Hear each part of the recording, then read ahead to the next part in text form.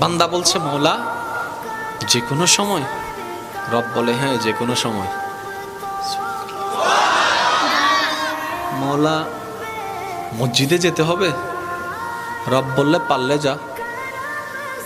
মওলা এই টাইমে মসজিদে গেলে তো আমারে দৌড়ে ফিটাবে। বুঝেন না কেন? আমি যদি রাতে 3টা বাজে 4টা বাজে 2টা বাজে মসজিদে যাই, আমরা চোর বলে ফিটাবে। মসজিদে যাওয়াটা রিস্ক হবে।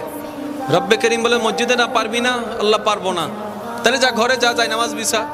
বলে যে যাই নামাজ বিছালে তো বউ বুঝে ফেলবে আমি বাটপারি করছি। কথা বলেন না কেন? মওলা বউ বুঝে ফেলবে, মা বুঝে ফেলবে, নিশ্চয় কোন একটা অঘটন ঘটাইছি সেজন্য যাই নামাজে বসে কান্না করছি, তাহলে তো ইজ্জত ফানসার। রব্বে করিম বলে মসজিদও পারবি না, যাই নামাজে পারবি না। মওলা কেমন জানি লাগছে। রব্বে করিম বলে ঠিক আছে, আমি আল্লাহ কতটুক মায়া মহব্বত করি তোকে, তুই তো বুঝতে পারসনি এতদিন, আজকে বুঝার চেষ্টা কর। মসজিদে যাওয়া লাগবে না, যাই নামাজ বিছানো লাগবে না, ওযু করা লাগবে না।